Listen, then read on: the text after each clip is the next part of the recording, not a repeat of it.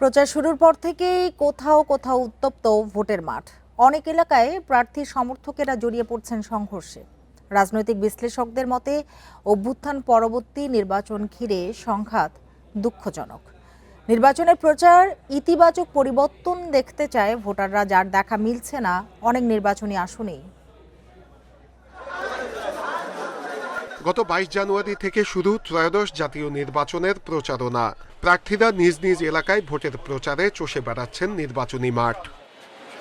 প্রচার শুরুর পর থেকেই কোথাও কোথাও সহিংস হয়ে উঠছে নির্বাচনের মাঠ। সংঘর্ষে জড়াচ্ছেন নেতাকর্মী ও সমর্থকরা। ভোটাররা বলছেন, এরকম সহিংসতা ভোটের সুষ্ঠু পরিবেশ নষ্ট করছে। প্রার্থীরা সেমন কোনো ঝামেলা না করুক, সবাই সুন্দরভাবেই আমাদের নির্বাচনটা হোক। আমরা নিরাপত্তাভাবে যেমন ভোট দিয়ে শান্তিভাবে আসতে পারি। রাজনৈতিক বিশ্লেষকরা বলছেন, গণঅভ্যুত্থানের পর সবার প্রত্যাশা রাজনীতিতে ইতিবাচক পরিবর্তন। কিছু এলাকায় নির্বাচনী সংঘর্ষ গণঅভ্যুত্থানের আকাঙ্ক্ষাকে নষ্ট করে দিচ্ছে।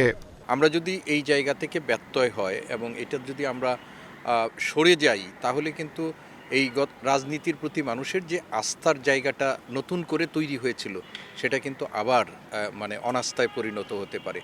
অনেক প্রার্থী নিজের প্রতিশ্রুতি তুলে না ধরে প্রতিপক্ষকে ঘায়েল করতে বিষাদগারে বেশি ব্যস্ত। এ কারণে তৃণমূলের সমর্থকরা সহিংস হয়ে উঠছে বলছেন বিশ্লেষকরা। রাজনীতির কেন্দ্র থেকে তৃণমূল পর্যন্ত সকল পর্যায়ে একটা গণতান্ত্রিক ভাবধারা বজায় থাকবে। রাজনৈতিক সৌন্দর্য বলি, সৌহার্দ্য বলি এবং গণতান্ত্রিক শিষ্টাচারগুলো বজায় থাকবে। প্রধানত এই সহিংসতার যে প্রধান যে দিক, সেটা হলো ভার্বাল সহিংসতা হচ্ছে। এই যে একে অপরের বিরুদ্ধে কুৎসা রটনা করছে এবং কিছুটা ওই কুৎসা রটনার কারণে, ভার্বাল সহিংসতার কারণেই আবার এটা চলে যাচ্ছে আপনার ফিজিক্যাল সহিংসতায়। কোনোভাবে নির্বাচন বাধাগ্রস্ত হলে সুযোগ নেবে পলাতক ফ্যাসিবাদ, এমন মন্তব্য করে সবাইকে সর্বোচ্চ সতর্ক থাকার আহ্বান বিশেষজ্ঞদের। বিশ্লেষকরা বলছেন, নির্বাচনের আগে পরিস্থিতি উত্তপ্ত হলে সেটির নেতিবাচক প্রভাব পড়বে ভোটারদের ওপর। অনেকেই আতঙ্কিত হয়ে ভোট দিতে যাবেন না। তাই মানুষের ভোটাধিকার নিশ্চিতে প্রার্থীদের উচিত পারস্পরিক শ্রদ্ধাবোধ রেখে প্রচারণা চালানো। নূরে আলম, ইন্ডিপেন্ডেন্ট নিউজ, ঢাকা।